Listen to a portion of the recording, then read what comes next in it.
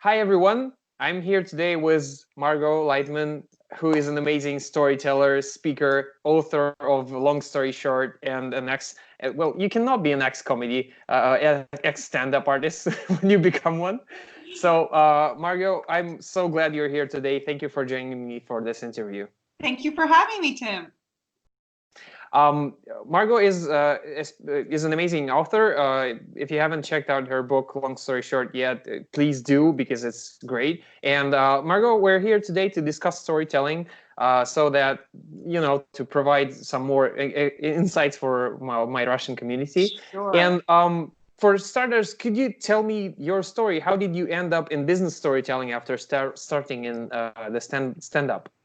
How did it?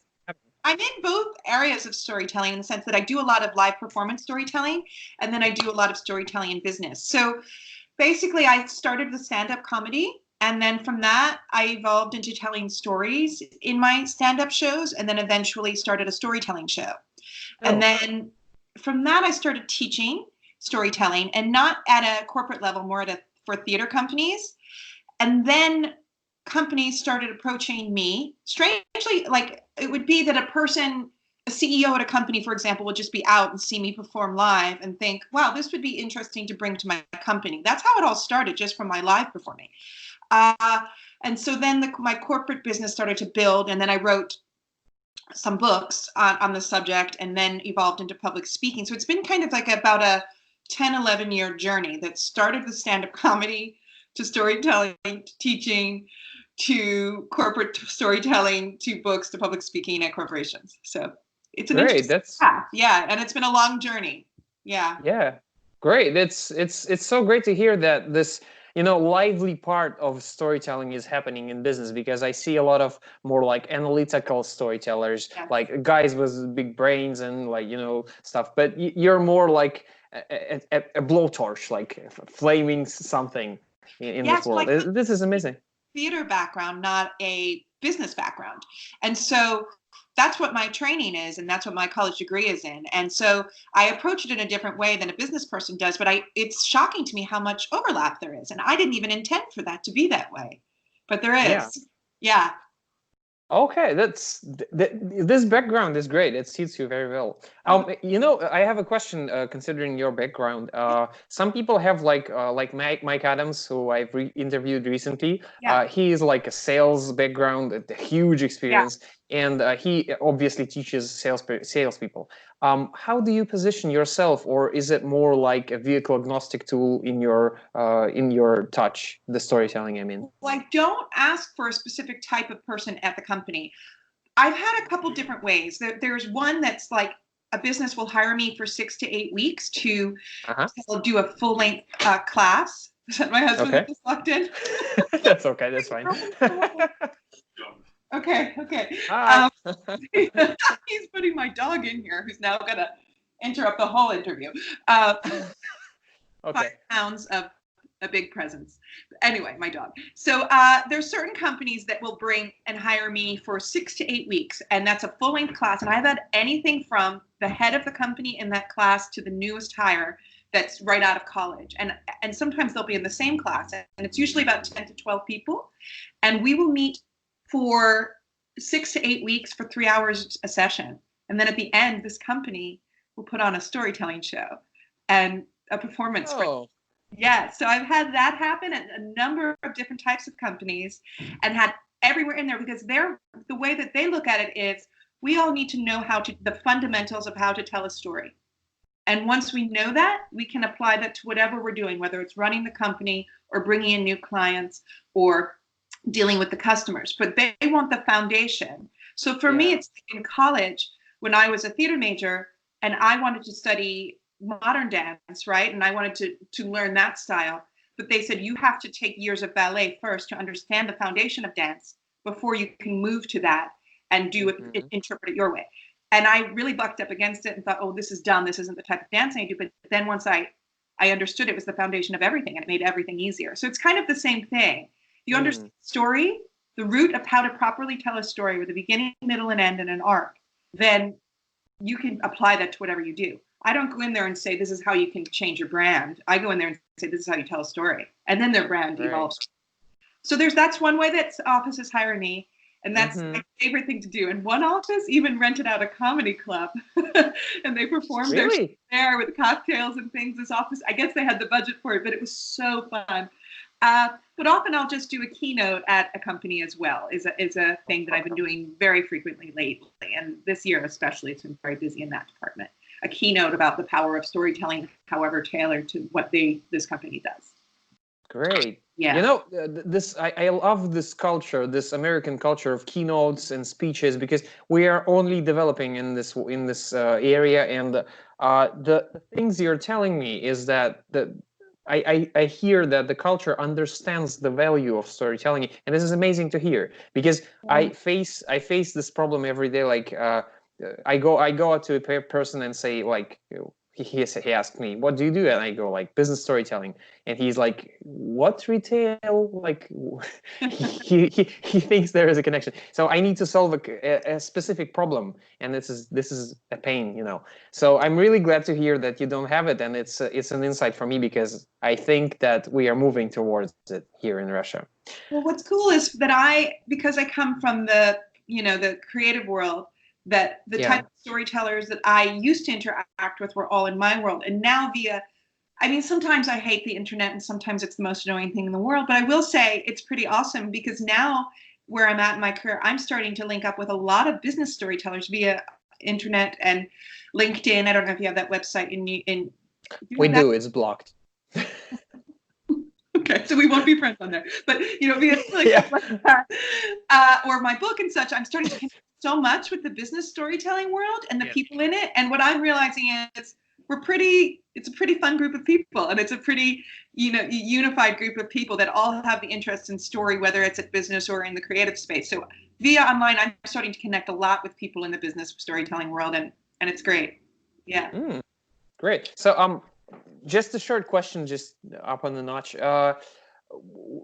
After connecting with those business folks, like, what difference do you see in their point of view and your point of view? Like, is there any like something they can give you and give back? I think there's two things. It's the refusal. I get bucked up against on the refusal to be vulnerable in the business world. That it's always, we must lead with being the most powerful company, or the head of the thing, or the best businessman, or whatever that may be. And there's no acknowledgement of how you got there, or mistakes you made, or how the company failed before it succeeded, etc. So there's a lot of refusal to be vulnerable, instead of just, people want to get up there and say, we are the leading brand in this, and we have the numbers to prove it, and da da da. And people don't attach to that. What they attach to is a rise to that. And so the hurdles along the way to get there, So that's a big thing that I work with business people a lot, is being comfortable with being a little bit vulnerable in the way that you speak about what you do, and showing the ups and downs of that. You think a lot about people's stories. A lot of Steve Jobs' story is that he was fired for a bit from, that's included that in his story. And that's part of the charm of his legend, right? So that's true. Yeah, but a lot of people don't put anything like that out there. So that's what I'm saying. So that's my big thing, is that the vulnerability. Business people, I have found I have to work with them, and then once they get there, it's great. The other thing, is just the thought of refusing to say anything about themselves. They just say, I want to talk about what we do here at the company. Know anything about you specifically. And I always think, well, you are your company. You are. Are. Why do you work here? What drew you to this? What was it about this that you as a person, it meant something to you to work here? And even if you're not the head of it, why are you here? And what is important? And then talking about that. So I think that that's a big thing as well. Great. Thank you for those insights. This is great. I love the vulnerability part, because it's really essential. Yeah. Margo, can you tell me about like maybe the first time, or maybe like the most major event when you felt that storytelling is a really impactful tool to create business results, like maybe a project of some sort, or just an event or a person you've trained? My goodness. Well, I get thank you letters a lot from people I worked with in the business world saying, I did a presentation, my first presentation since your class, and it completely changed the way I spoke, and my results were completely different. I get that a lot because I think that the way it impacts is that I think usually before, this has been my experience, before I come into a company, often they make a presentation with slides. So you have point slides, facts, numbers, and zero personality. And they stand there and they do it and they go, oh, why didn't I acquire this client at the end of it? Or why did this go? And they're like, I gave them all the facts and the numbers and no one responded. So I think it's that. Then I get notes saying, actually, after I took the, thank you letters that say, after your work, you came to the company, I decided to try to not rely on, I believe PowerPoint can be a crutch to rely on, and they said, I decided not to do it. I decided to speak more from the heart. I decided to not have pages and pages of notes in front of me, but just index cards with bullet points, and spoke more freely. And I acquired that client, or I got the results, or I closed the deal. I mean, I see that happen a lot. So I think it's more a matter of they take this class and they re-examine. For me, it's really rewarding that they re-examine the way they were presenting and realizing that this fact-based presentation without any of their own personality in them is not what's going to work. What's going to work is someone saying, I want to work with you, and you work who I want to work with, and you are the company, So when I get those notes of how someone presents after the course, I think that to me is when I started realizing this is really impacting brands. Yeah. Great. Thank you. It's, it's just refreshing to hear that from someone else, just the results you get. Thank you. Yeah. Margo, I know that you have a set of like rules. I've heard them on the podcast recently. I know that storytelling is an art, and more or less an art. So, but I really love that part when you said that the hero is someone you must be rooting for, because it really resonates with me. Like the Aristotle, he has this structure like pity, fear, and catharsis for the hero. This emotion that we have, and this is really resonating with me. Pity, fear, and catharsis. You said, yeah. I'm just writing it down. Oh, that's nice. I heard it like a couple of years ago on a TED Talk on a guy who is a literature critic. He just he was talking about how it's hard to be a critic.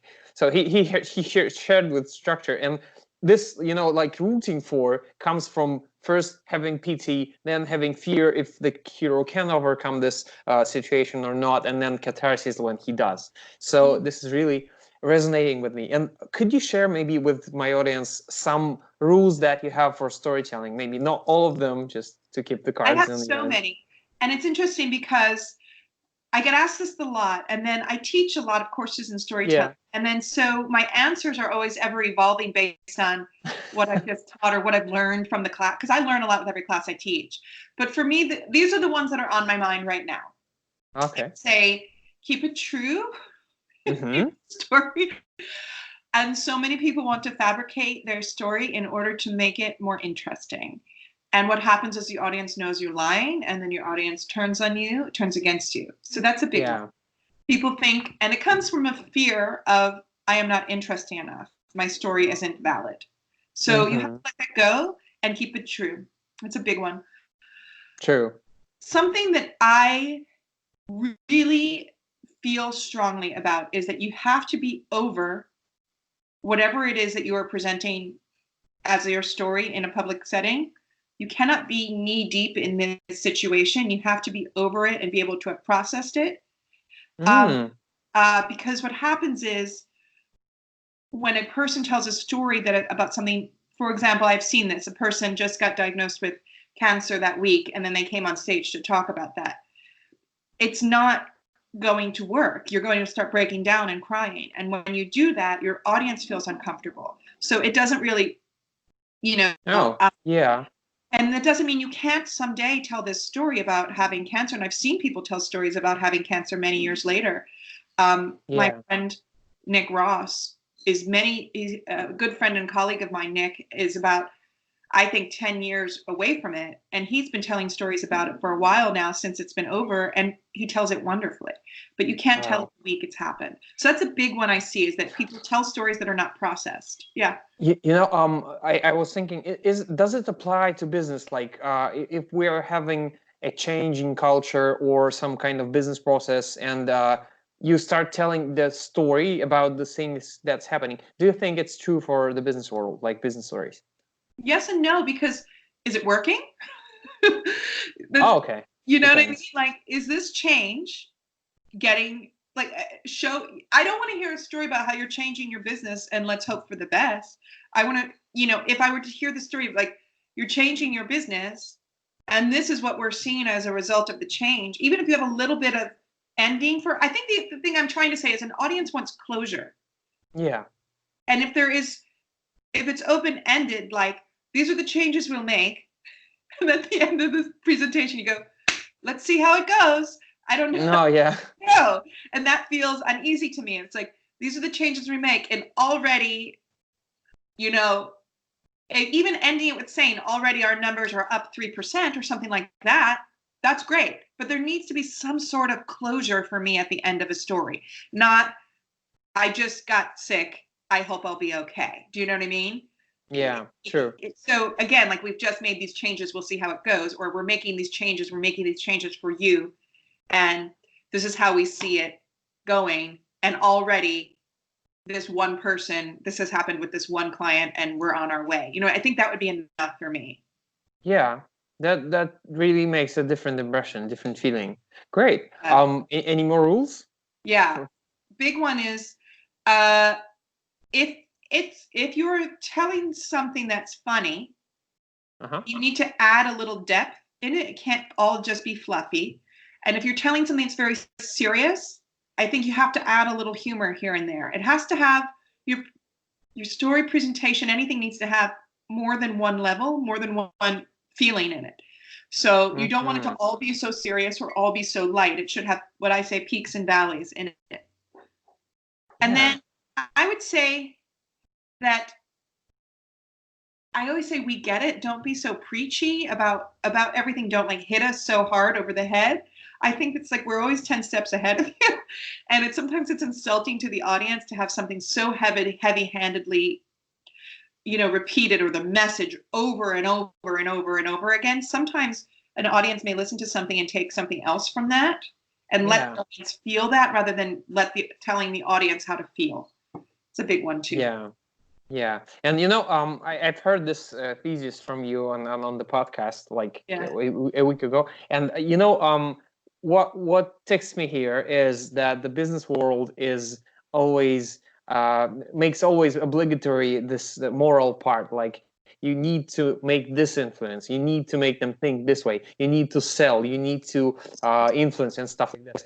But this is, I guess, the art form. Like, you can switch to more freedom or less freedom depending on your goal, I guess. But I don't know. I think often when I first moved to this city and I had to get a mattress, and I went to these mattress stores, there's a street in California that's like all of the mattress stores are on there to buy a mattress. And I went in one, and this man was so aggressive about, like, how I had to buy it and why I need to buy this one, and these are the facts, and these are the numbers, and are you ready to do the sale? And it was so much for me that I left. Oh, okay. And then I went to this other mattress store, and the guy, I was like, well, what about this? And he was like, well, here's what you need to know. And then he walked away and let me, like, think about it. And then I said, okay, I'm going to buy this one. And I always think about that in business. It's like, I wasn't being told I had to do something, or that these were the facts, so therefore it's this. It was like, he gave me the facts and then he let me think about it. And it was a big expensive purchase I was making, but because I was able to think about it and come to my own conclusion. To be honest, it was probably the same mattress in both stores. Yes. But I'm sure there was no difference, right? It was Oh, definitely. I'm sure it was the exact same one. But it was a matter of the way that he approached it was, here are my facts. Now you can come to your own conclusion and think about this. And the other guy was like, here are my facts, and here I'm going to force this down your throat. And it was, to me, it was very off-putting. Yeah. Just a thought. I totally agree with that. You don't need to be pushy. And even if you do, like this situation that you're telling me, it's a story, by the way.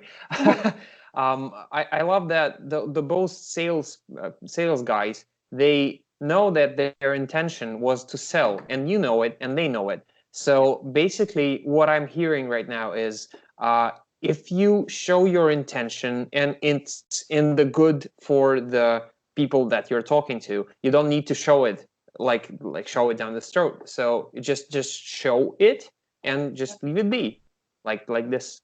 Yeah, and let people process it.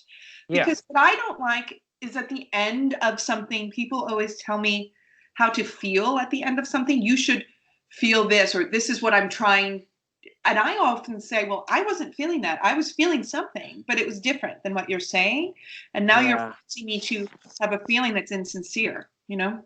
True. What? Yeah.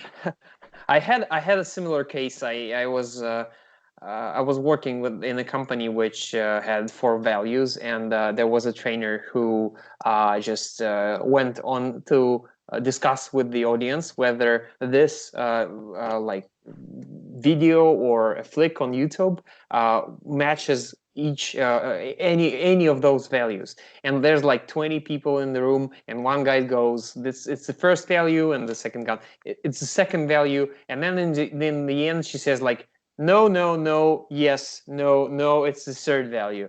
And I'm like, "Oh my God, you've just killed the most of them." Wow.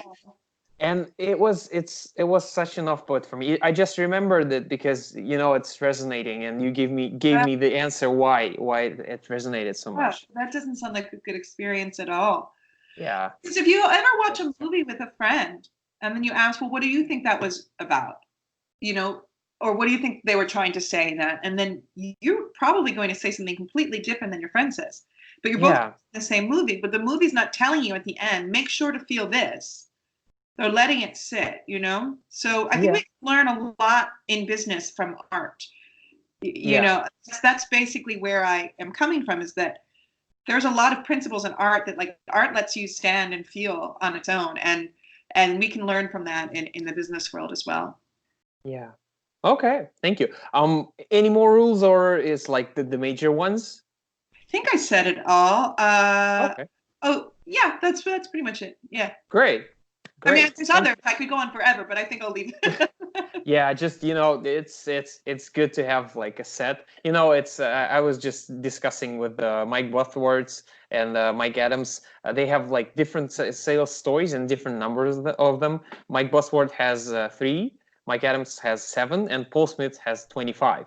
And I was like asking, why not less or more for each one of them? And I loved answers of all of them, but Mike Bothworth was like the best. Like, if you teach salespeople, you have to be simple.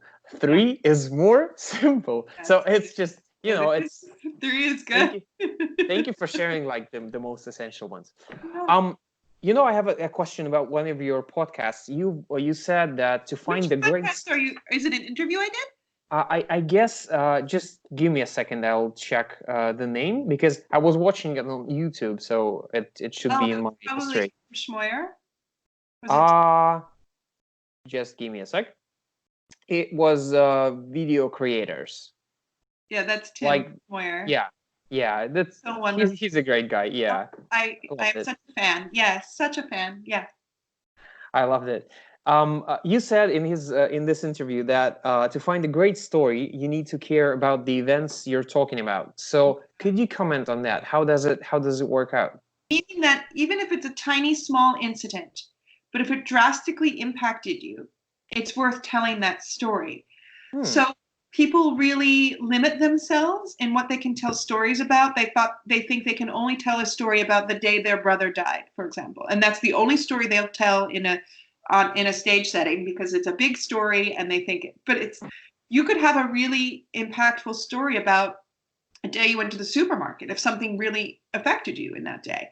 That's worth telling. So it's less about how big the event is, and boil it down to, did I care about what happened? And how much did I care about this? And therefore, my favorite stories are the really small stories that drastically impact you. I think they're really yeah. Okay, great. So small stories that have an impact. Great. Right. So for example, I just had a student in a class who worked at a restaurant. And the story that he worked on, it was so funny, just about this table that asked for avocado on their burger, and it was on the burger, but she said it wasn't. And he kind of like had this argument with her. The whole thing, it was such a small story. And it was like one of the funniest stories I've ever heard in my life. And it was only about him dealing with this customer at the table over this burger. And he cared so much and got like so worked up about it and was so upset about it that it was, and I'm sure this person has been through much bigger things in their life, obviously, but it impacted him so much that it was worth telling. And it was an incredibly successful story. He did it in a performance, and it was wonderful. And it was also a work-related story. It was about his job. So thinking about it in those terms, yeah, they're my favorites. Great. You've actually reminded me of a short stand-up routine. A guy, an African-American guy, I don't remember his name. He was just telling about how he and his girlfriend went to a supermarket, and he saw apple juice, and it was like off-price sale, and he boarded like 6 gallons of it, like whole pack, and there's no more juice left in the store, and he's like standing there shining with this juice, and there's this old man behind him who goes like, and he's like, he got also worked up about it, and he's like, he starts commenting like, if you're having a problem that I'm buying all this apple juice, you can go like to another store, man. I don't care. I will buy all the juice in this country if it's on sale. And he just goes on the ramble, and as he goes on it, he sees the surprise on this man's face and understands that probably this man was upset not about the apple juice, but because he's African American and his girlfriend is white.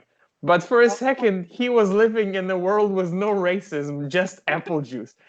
And I got just blown away. I was laughing so hard at this. Right, because it's kind of like I love stories that sneak in something bigger while telling something small, because a lot of small stories can actually be about something much bigger than what you're telling about, but that small story is an example of it.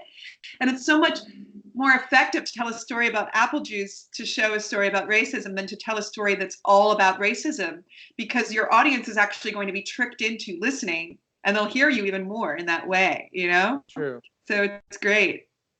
True. Thank you. Yeah. Margo, I have 2 more questions just that I ask all storytellers I come across. And the first one would be, what would be your advice to someone who is just beginning their storytelling skills development, like in the beginning of the way?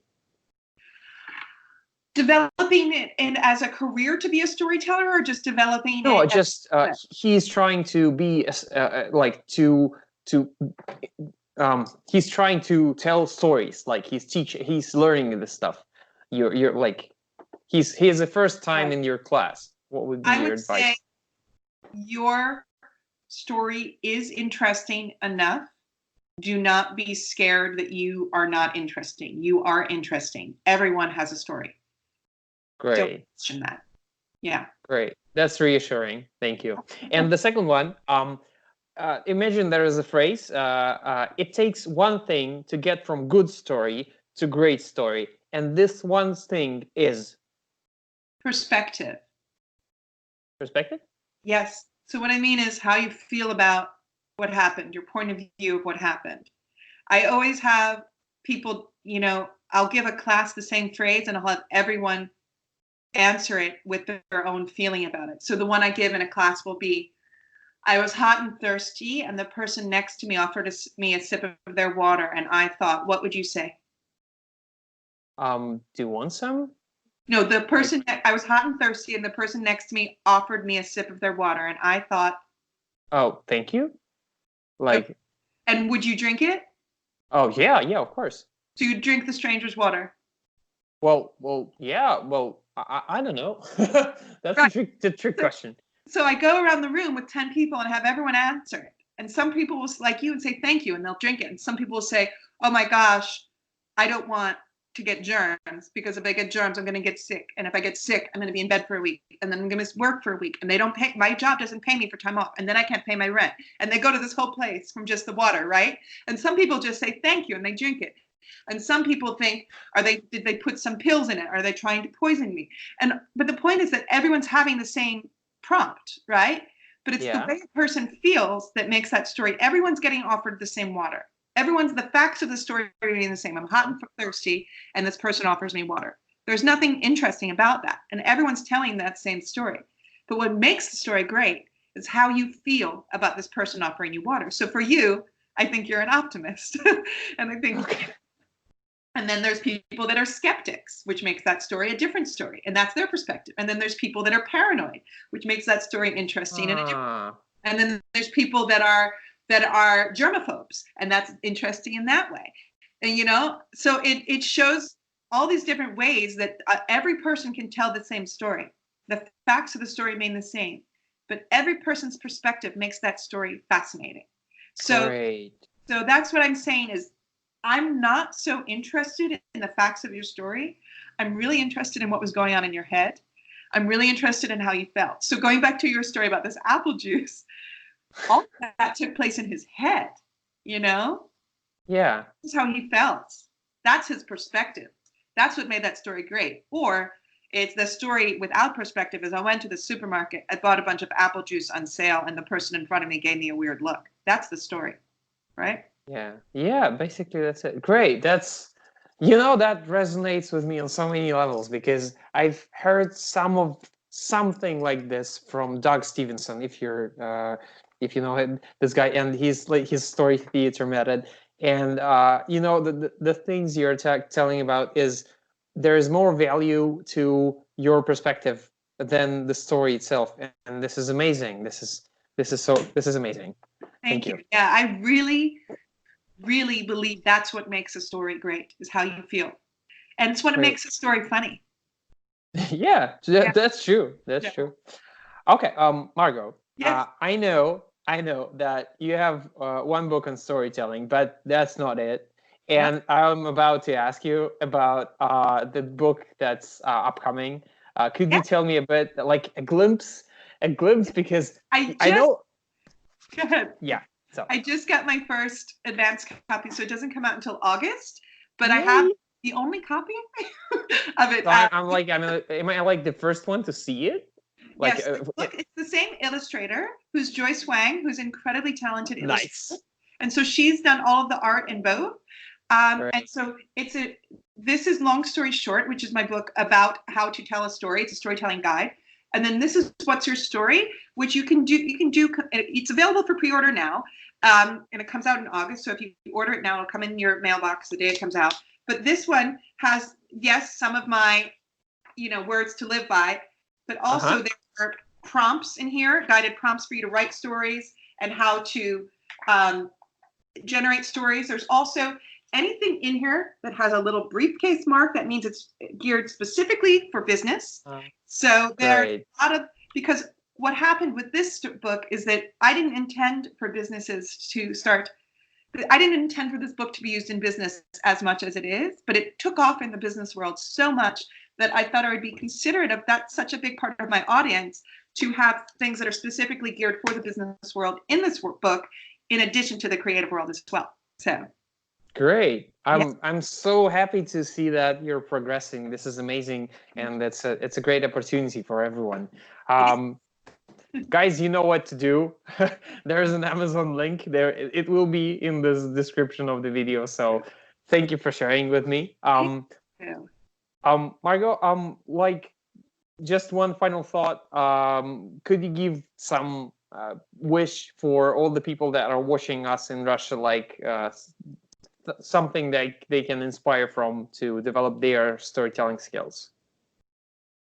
What should be inspirational for them to develop their skills is that if you have an experience that you think is story worthy, write some notes down initially about the experience, just details that you can remember. And then when you're ready to tell that story, you'll have those details there, and you can go back and tell it fully with these really funny things that you would have forgotten otherwise. But for me, always have a notebook and pen with you at all times, because stories happen no matter where you go. And if you don't have that with you, you could forget it. There's a lot going on in the world. So notebook, pen, keep it small. This is mine. It's like in my pocket at all times, and write it down, and you may never know when you're going to use it. Okay, great. Margot, that's a great advice. And thank you so much for joining me here today. Wish you all the great stories to come in your life. Thank you so much. Thank you. Thank you. Thank you.